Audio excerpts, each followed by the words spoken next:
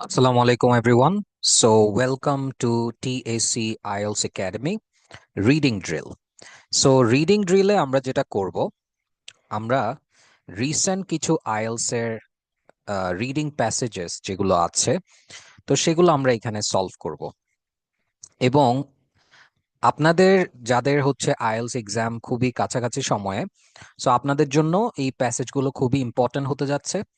So আপনারা সবাই মনোযোগ দিয়ে ক্লাসটা করবেন এবং চেষ্টা করবেন যে কিভাবে আসলে অ্যাপ্রোচগুলো নেওয়া উচিত। তো সবার আগে আমরা হচ্ছে একটা প্যাসেজ আমরা দেখতে পাচ্ছি। So this is reading passage one. So IELTS এর আমরা জানি যে তিনটা প্যাসেজ থাকে, এটা হচ্ছে প্যাসেজ ওয়ান। তো দেখা যাচ্ছে প্যাসেজের নাম হচ্ছে ডলস থ্রু দি এজেস। তার মানে এই পুরো প্যাসেজটা হয়তো পুতুল নিয়ে, এবং থ্রু দি এজেস বলতে মানে পুতুলের হিস্ট্রি নিয়ে হয়তো পুরো প্যাসেজটা দেওয়া আছে। রাইট সাইডে আমরা হচ্ছে আমাদের প্রশ্নগুলো দেখছি। তো এই প্যাসেজের আন্ডারে আমাদের দেখা যাচ্ছে দুই ধরনের প্রশ্ন আছে। একটা হচ্ছে note completion question, so complete the notes below. So note completion হচ্ছে কোয়েশ্চেন নাম্বার 1 to 6। এরপরে আমরা দেখছি যে কোয়েশ্চেন নাম্বার 7 to 13 হচ্ছে true false not given question. ঠিক আছে। সো আমরা জানি যে আমাদের নোট কমপ্লিশন কোয়েশ্চেন এবং true false not given question দুই ধরনের কোয়েশ্চেনগুলো হচ্ছে সিকোয়েন্সিয়ালি আসে। রাইট, সিকোয়েন্সিয়ালি বলতে আপনারা প্যাসেজের যে অংশে 1 নম্বরের অ্যান্সার পাবেন, 2 নম্বরের অ্যান্সার হচ্ছে তার পরবর্তী অংশে পাবেন, মানে এটাই হচ্ছে সাধারণত হয়। বাট অনেক সময় সিকোয়েন্সটা ব্রেকও হতে পারে। সো আপনাকে সবকিছুর জন্য রেডি থাকতে হবে। আচ্ছা, তো সবার আগে আমরা যেটা করব, আমরা হচ্ছে কোয়েশ্চেনে চলে যাব এবং কোয়েশ্চেনে আমরা কিওয়ার্ডগুলো মার্ক করে ফেলবো। এবং অবশ্যই আপনাদের একটা জিনিস খুবই ইম্পর্টেন্ট দেখা, সেটা হচ্ছে এটার অ্যান্সারগুলো হবে ওয়ান ওয়ার্ড অনলি। ওকে। সো আর্লিয়েস্ট নোন ডলস, এটা লিখেছে represented religious figures. So religious figures নিয়ে কথা বলেছে। টয় হিসেবে ইউজ করা হইতো, তো সেটা বলেছে। Bodies were made of wood, বডিগুলো উড দিয়ে তৈরি হইতো ইজিপ্ট 2000 BC-তে। Dash was use for the hair, হেয়ারের জন্য কিছু একটা ইউজ করা হইতো। তাহলে কি ইউজ করা হইতো সেটা আমরা প্যাসেজে খুঁজবো। Ancient Greece and Rome, dolls were given to dash by older girls. তার মানে ডলগুলো কাউকে দেয়া হইতো অ্যানশিয়েন্ট গ্রিস অ্যান্ড রোমে বাই ওল্ডার গার্লস দ্বারা কাউকে ডলগুলো বা পুতুলগুলো দেয়া হতো। এরপর লিখেছে 600 BC, realistic dolls had separate clothes. তার মানে রিয়েলিস্টিক যেই ডলগুলো আছে সেগুলোর ক্লোথস গুলো সেপারেট ছিল, কাপড়গুলো সেপারেট ছিল। এবং that dash that could be put in different positions, তার মানে কিছু একটা ছিল যেটাকে ডিফারেন্ট পজিশনে রাখা যেত। ঠিক আছে। সো কোন জিনিসটাকে ডিফারেন্ট পজিশনে রাখা যেত সেটা আমরা বের করব প্যাসেজ থেকে। এরপর দেখেন 17 and 18 সেঞ্চুরি, বলছে dolls made of dash became more common. তার মানে কিছু একটা দিয়ে তৈরি ডলগুলো বেশি কমন হয়ে গিয়েছিল 17 and 18 সেঞ্চুরিতে। এরপর বলছে মোলস মেড অফ ড্যাশ, তার মানে মোলস কিছু একটা দিয়ে তৈরি, তাহলে কি দিয়ে তৈরি সেটা আমরা প্যাসেজ থেকে বের করব। 1800s এর মধ্যে বলেছে যে new manufacturing process developed, new group of mixtures known as dash. তার মানে নিউ গ্রুপ অফ মিক্সচার্স কিছু একটা হিসেবে পরিচিত, তাহলে কি হিসেবে পরিচিত সেটা আমরা প্যাসেজ থেকে বের করব। তাহলে এই হলো আমাদের 6টা নোট কমপ্লিশন কোয়েশ্চেন। সো সবার আগে আমরা হচ্ছে প্যাসেজে চলে যাই। সো প্যাসেজের মধ্যে আমরা যেটা খোঁজার চেষ্টা করব, দেখেন এখানে 2000 BC একটা হিন্ট দেওয়া আছে, এবং body is made of would এটা একটা হিন্ট দেওয়া আছে, এবং এখানে একটা হেয়ার একটা হিন্ট দেওয়া আছে। সো আমরা এগুলা খুঁজবো। এবং দেখা যাচ্ছে হেয়ারটা কিন্তু আমরা খুবই দ্রুত স্ক্যানিং করে আমরা পেয়ে গেছি, এবং 2000 BC-টাও আমরা এখানে পেয়ে গেছি।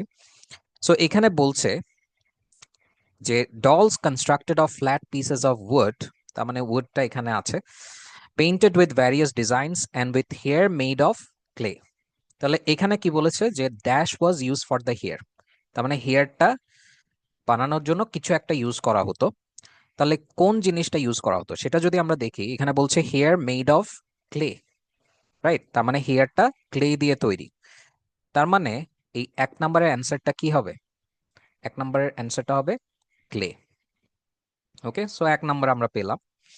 এরপরে আসি যে অ্যানশিয়ান গ্রিস অ্যান্ড রোমের মধ্যে ডলস গুলো ওল্ডার গার্লস দ্বারা কাউকে দেয়া হতো। তাহলে আমরা যদি এখানে দেখি যে গ্রিস অ্যান্ড রোমের কথা এখানে আছে, রাইট?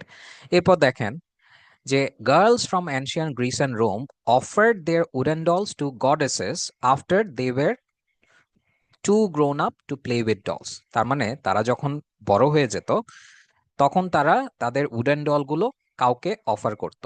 তাহলে কাকে অফার করত? এখানে বলছে টু গডেসেস, ঠিক আছে, গডেসেসদেরকে অফার করত। তার মানে এই যে 2 নম্বর প্রশ্নের উত্তর, এটা হবে কি? এটা হবে গডেসেস।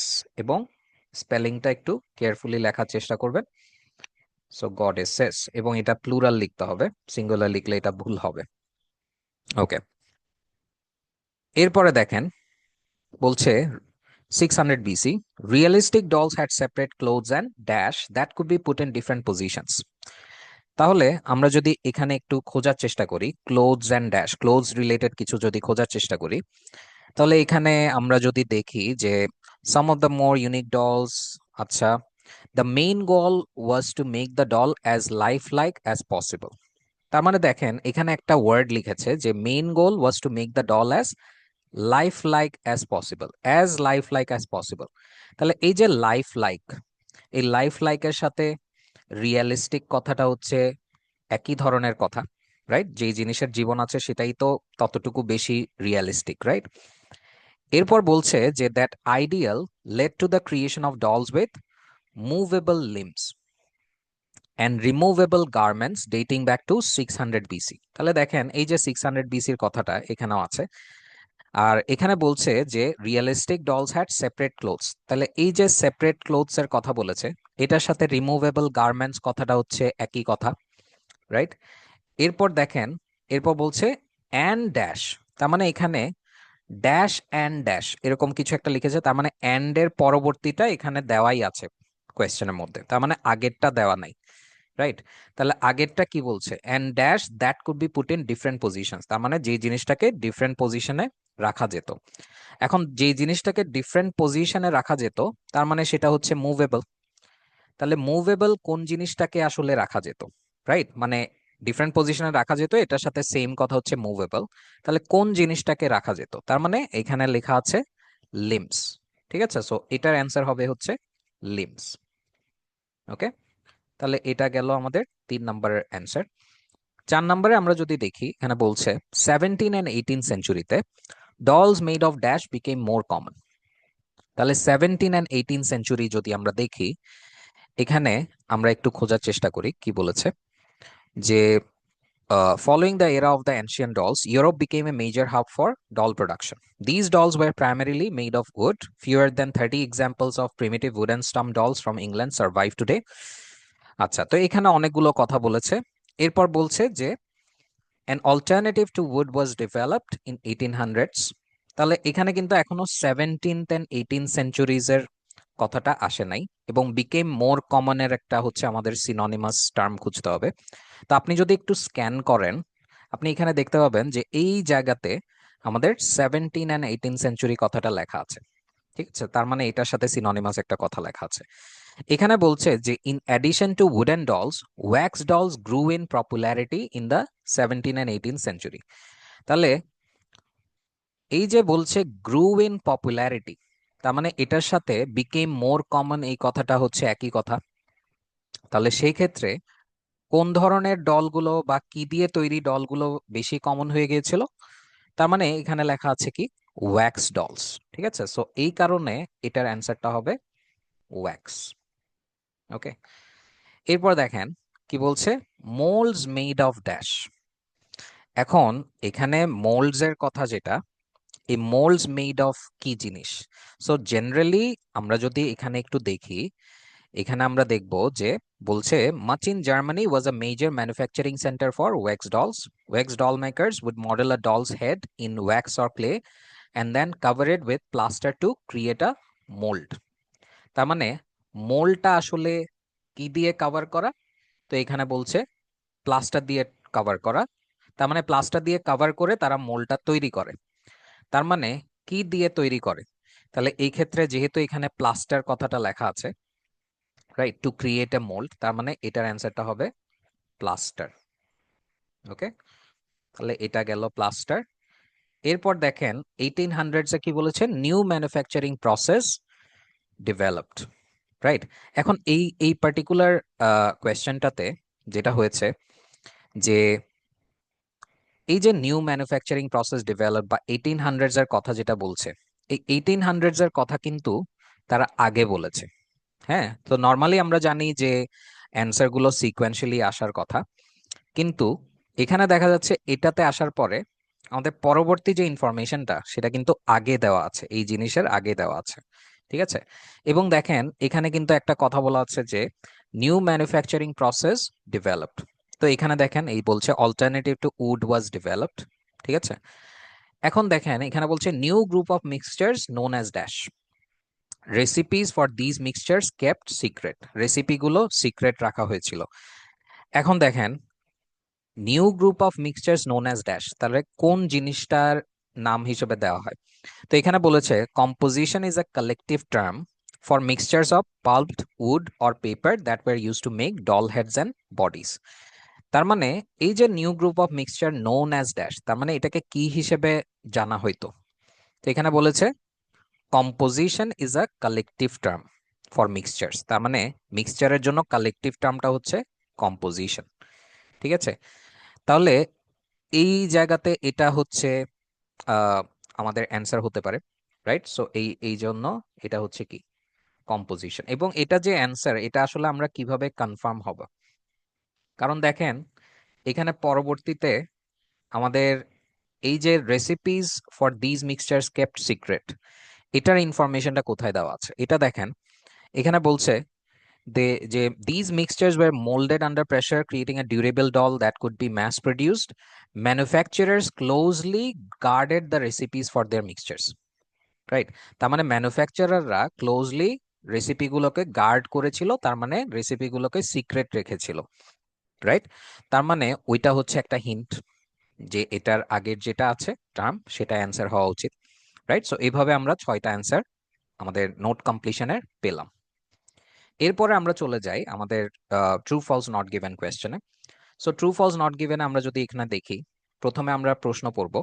তো বলছে বিজ dolls appear less realistic than dolls made of China. তার মানে বিজ ডলস যেগুলো আছে এগুলো চায়নাতে যে ডলগুলো তৈরি করা হয় সেগুলো থেকে কম রিয়েলিস্টিক মনে হয়, রাইট? অ্যাপিয়ার লেস রিয়েলিস্টিক বলেছে, তার মানে কম রিয়েলিস্টিক মনে হয়। তাহলে এটা আমরা দেখব যে ট্রু ফলস নাকি not given. French dolls টেন্ডেড to cost more than German base dolls, তার মানে ফ্রেঞ্চ ডলস আর জার্মান বেস ডলস এর মধ্যে একটা কম্প্যারিজন করেছে, বলেছে যে টেন্ডেড টু কস্ট মোর, তার মানে ফ্রেঞ্চ ডলের দাম হচ্ছে জার্মান বেস ডলের চেয়ে বেশি।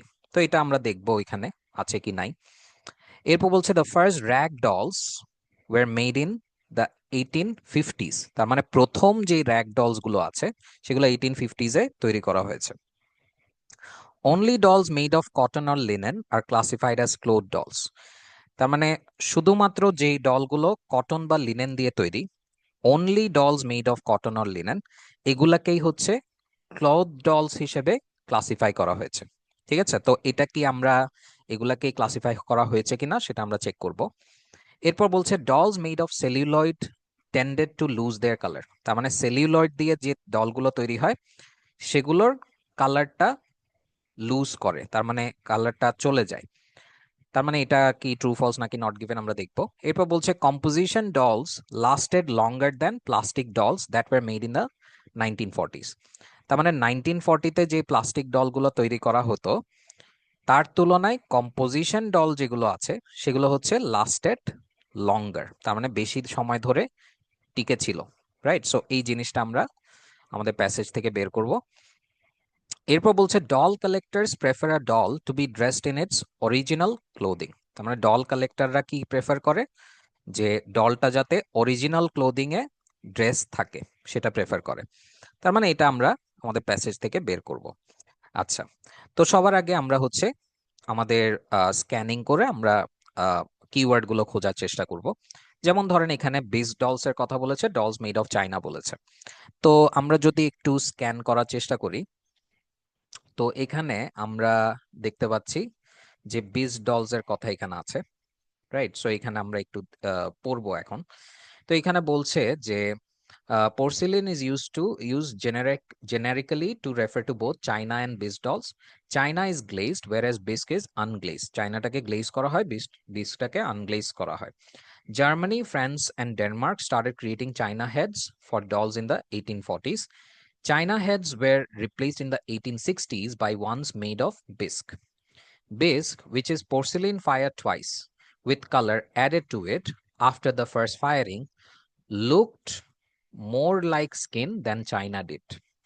তাহলে এই যে সেন্টেন্সটাতে কি বলেছে যে বিস্ক যেটাকে আসলে পোর্সেলিনকে দুইবার ফায়ার করার পরে এবং কালার অ্যাড করার পরে তৈরি করা হয়, মানে ফার্স্ট ফায়ারিং এর পর, বলছে এটা লুকড মোর লাইক স্কিন, এটাকে স্কিনের মতো লাগতো দেন চাইনা ডিড, মানে চাইনার ডলের থেকে তুলনায় বিস ডলকে স্কিনের মতো বেশি লাগতো। তার মানে স্কিনের মতো লাগতো বলতে কি, যে রিয়েলিস্টিক বেশি লাগতো। তাহলে এখানে তো বলেছে কি বিস ডলস অ্যাপিয়ার লেস রিয়েলিস্টিক, তার মানে এখানে অপোজিট কথা বলেছে, রাইট? সো এই কারণে এটার অ্যান্সারটা কি হবে? এটার অ্যান্সারটা ফলস হবে। ওকে, এরপরে আমরা আসি যে French dolls টেন্ডেড to cost more than German base dolls, তার মানে ফ্রেঞ্চ ডলস এর প্রাইস হচ্ছে জার্মান বেস ডলের তুলনায় বেশি। তার মানে এটা আমরা একটু চেক করি এখানে যে in France, the Beeb was popular in the 1880s and it has become a highly sought after doll today. The Beeb first made in the 1850s was different from its predecessors because it depicted a younger girl. Until then, post-French dolls were representations of adults. Although the French dolls were unrivaled in their artistry, German-based dolls became quite popular because they were not as expensive. Right? এখন দেখেন এখানে কি বলছে যে although the French dolls were unrivaled in their artistry, তার মানে artistry অনুযায়ী এটার আসলে কোনো তুলনা হইতো না, German based dolls became quite popular because they were not as expensive, তার মানে জার্মান বেসড ডলগুলো পপুলার হয়েছে কারণ ওইগুলোর দাম অতটা বেশি ছিল না। তার মানে নট অ্যাজ এক্সপেন্সিভ বলতে এখানে ফ্রেঞ্চ ডলের সাথে তুলনা করা হয়েছে একটা, রাইট? তার মানে জার্মানগুলো অত বেশি এক্সপেন্সিভ ছিল না। তাহলে এই ক্ষেত্রে ফ্রেঞ্চ ডল যে জার্মান বেস ডলের থেকে বেশি এক্সপেন্সিভ ছিল, এটার একটা ইন্ডিকেশন এখানে পাওয়া যাচ্ছে, রাইট? টেন্ডেড টু কস্ট মোর। তাহলে এই জন্যই এটার অ্যান্সারটা হচ্ছে ট্রু হবে। ওকে, এরপরে আমরা আসি the first rag dolls were made in the 1850s। তাহলে এখানে কি বলছে, for many centuries rag dolls were made by mothers for their children, তার মানে অনেক সেঞ্চুরি ধরে র্যাগ ডলগুলো চিলড্রেনদের জন্য মাদারদের দ্বারা তৈরি করা হতো। The term ragdoll refers to generically to dolls made of any fabric. Cloth doll refers to a subset of rag dolls made of linen or cotton. Commercially produced rag dolls were first introduced in the 1850s by English and American manufacturers. তাহলে এখানে একটা কথা দেখেন, এখানে বলছে যে commercially produced rag dolls গুলোকে প্রথম ইন্ট্রোডিউস করা হয়েছিল 1850s এ ইংলিশ আর আমেরিকান ম্যানুফ্যাকচারের দ্বারা, রাইট? কিন্তু এখানে কিন্তু কোয়েশ্চেনে কি ছিল যে প্রথম র‍্যাগডল গুলো বানানো হয়েছিল 1850s। এখন প্রথম র‍্যাগডল বানানো আর কমার্শিয়ালি প্রথম বানানো দুইটা কথা কিন্তু একই কথা না, রাইট? কারণ দেখেন প্রথম সেন্টেন্সে কি বলেছিল, অনেক সেঞ্চুরি ধরে অনেক শতাব্দী ধরে rag dolls were made by mothers for their children, তার মানে মাদারদের দ্বারা মানে তৈরি করা হইতো। তার মানে প্রথম র‍্যাগডল যে 1850s এ তৈরি করা হয়েছে এটা কিন্তু ট্রু না, রাইট? কারণ দেখেন এখানে কমার্শিয়ালিটা 1850s এ বলেছে, কিন্তু প্রথম র‍্যাগডল তো অনেক সেঞ্চুরি ধরে তৈরি করে মানে তৈরি হয়ে আসছে, তার মানে প্রথমটা নিশ্চয়ই কোনো মা তার বাচ্চার জন্য বানিয়েছে, রাইট? সো এই জন্য এটার অ্যান্সারটাও ফলস হবে। ঠিক আছে, যেহেতু এটা প্রথমটা 1850s এ তৈরি হয় নাই, এটার আমরা ডিরেক্ট একটা হিন্ট এখান থেকে পাচ্ছি। আচ্ছা, এরপর দেখেন only dolls made of cotton or linen are classified as cloth dolls। তাহলে এখানে কি বলেছিল যে cloth doll refers to a subset of rag dolls made of linen or cotton। তাহলে cloth doll গুলো হচ্ছে subset of rag dolls made of linen or cotton। তার মানে লিনেন বা কটন দিয়ে তৈরি যে ডলগুলো আছে সেটার একটা সাবসেট হচ্ছে ক্লোথ ডল। সাবসেট মানে কি? সাবসেট মানে হচ্ছে সেটার একটা অংশ, রাইট? মানে এক ধরনের ডল যেটা লিনেন বা কটন দিয়ে তৈরি হয় সেটা হচ্ছে ক্লোথ ডল। রাইট? তাহলে এখানে যেটা বলছে only dolls made of cotton or linen are classified as cloth dolls, তার মানে কটন বা লিনেন দিয়ে তৈরি যে ডলগুলো আছে সেগুলোকেই ক্লোথ ডল হিসেবে আমরা বলতে পারি। সো অবভিয়াসলি আমাদের যেহেতু এখানে বলছে যে লিনেন বা কটন দিয়ে তৈরি ডলগুলার একটা সাবসেটই হচ্ছে কি ক্লোথ ডল, তার মানে অবশ্যই এটা লিনেন বা কটন দিয়েই তৈরি হতে হবে ক্লোথ ডলটা। তো এই জন্য এটার অ্যান্সার হচ্ছে ট্রু। ওকে, এরপরে যদি আমরা পরবর্তীটা দেখি, এখানে বলছে dolls made of celluloid টেন্ডেড to lose there colour. তাহলে এটা যদি আমরা একটু দেখার চেষ্টা করি সেলুলয়েড দিয়ে তৈরি ডল, এখানে কোথাও হিন্ট আছে কিনা। এখানে দেখা যাচ্ছে ওয়ার্ডটা। তো বলছে celluloid was developed in the state of New Jersey in the late 1860s and was used to manufacture dolls until the mid 1950s. German, French, American, and Japanese factories churned out cheaply produced celluloid dolls in mass quantities. However, celluloid fell out of favor because of its extreme flammability and propensity to fade in bright light. তাহলে dolls made of celluloid টেন্ডেড to lose there colour, মানে তাদের রং চলে যেত। Right, এটা একটা statement ছিল। তো এখানে কি বলছিল যে celluloid fell out of favour, তার মানে কি সেলুলয়েডের আকর্ষণটা হারিয়েছে because of its extreme flammability, কারণ কারণ এটাতে অনেক হচ্ছে ফ্লেমেবল ছিল, কারণ ইজিলি আগুন ধরতো হয়তো, and propensity to fade in bright light, তার মানে উজ্জ্বল আলোতে এটা ফেড হয়ে যেত। রাইট, তাহলে যেহেতু এখানে ফেড হয়ে যেত এটার একটা ইন্ডিকেশন দিয়েছে, আর এখানেও বলেছে যে টেন্ডেড টু লুজ দেয়ার কালার, তো এই জন্য হচ্ছে এটাও ট্রু হবে। ওকে, এরপরে আমরা আসি যে composition dolls lasted longer than plastic dolls that war made in the 1940s। তাহলে এখানে আমরা যদি দেখি 1940s এর এখানে একটা ইন্ডিকেশন দিয়েছে, বলছে after world war 1 doll makers experimented with plastics. Hard plastic dolls were manufactured in the 1940s. They resembled composition dolls. তার মানে প্লাস্টিক ডলগুলো কম্পোজিশন ডলের মতো দেখতে ছিল, but they were much more durable. কিন্তু তারা হচ্ছে বেশি ডিউরেবল ছিল। তাহলে এখানে they were much more durable বলতে দে বলতে এখানে যাকে বোঝাচ্ছে সেটা হচ্ছে কাকে বোঝাচ্ছে, সেটা হচ্ছে আমাদের প্লাস্টিক ডলস গুলোকে বোঝাচ্ছে। হ্যাঁ, তার মানে প্লাস্টিক ডলগুলো কম্পোজিশন ডলগুলোর মতো দেখতে ছিল, কিন্তু they were much more durable. হ্যাঁ, এরপর দেখেন এখানে বলছে other materials used in doll manufacturing included rubber, foam rubber and vinyl in the 1950s। এরপরে অনেকগুলো কথা বলেছে, তার মানে এখানে মেইনলি কে ডিউরেবল, প্লাস্টিক ডলগুলো ডিউরেবল।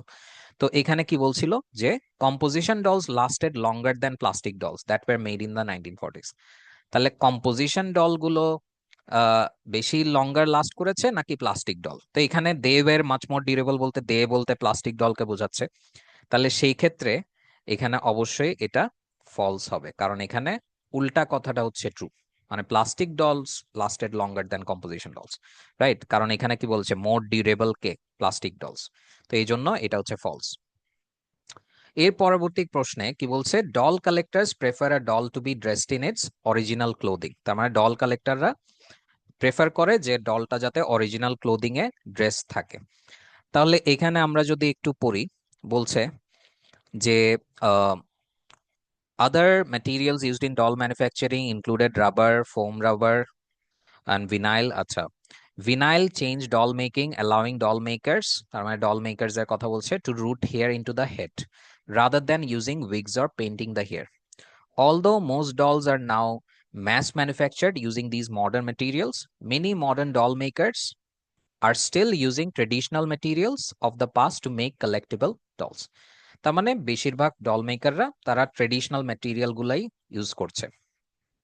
আচ্ছা, তার মানে doll collectors prefer a doll to be dressed in its original clothing. তাহলে এখানে কিন্তু ডল কালেক্টরদের কথা কিছু বলে নাই, রাইট? তার মানে যারা হচ্ছে ডল তৈরি করে তাদের কথা এখানে বলেছে। রাইট, এবং মানে তাদেরকে অরিজিনাল ক্লোদিং এ প্রেফার করে নাকি কোন ক্লোদিং এ প্রেফার করে সেরকম কোনো এখানে ইন্ডিকেশন নাই, মানে এখানে ক্লোথের কোনো কথাই বলে নাই। রাইট, আপনি যদি একটু খেয়াল করেন এখানে লিখেছে হেয়ারের কথা বলেছে, আহ, আর হচ্ছে ম্যাটেরিয়ালস এর কথা বলেছে, তার মানে এখানে আলটিমেটলি ডলের কোনো ক্লোদিং এর কথা বলে না, তো এই জন্য এটার অ্যান্সার হচ্ছে not given. Okay, so I guess আপনাদের কাছে এটার অ্যান্সার গুলো ক্লিয়ার হয়েছে। সো যদি কারো কোনো কনফিউশন থাকে আপনারা কমেন্টে জানাতে পারেন। তো আজকে আমরা এখানেই শেষ করছি। সো পরবর্তীতে আমরা আরো কিছু রিসেন্ট আইএলটিএস এর প্যাসেজ নিয়ে আবারও হাজির হব। আসসালামু আলাইকুম।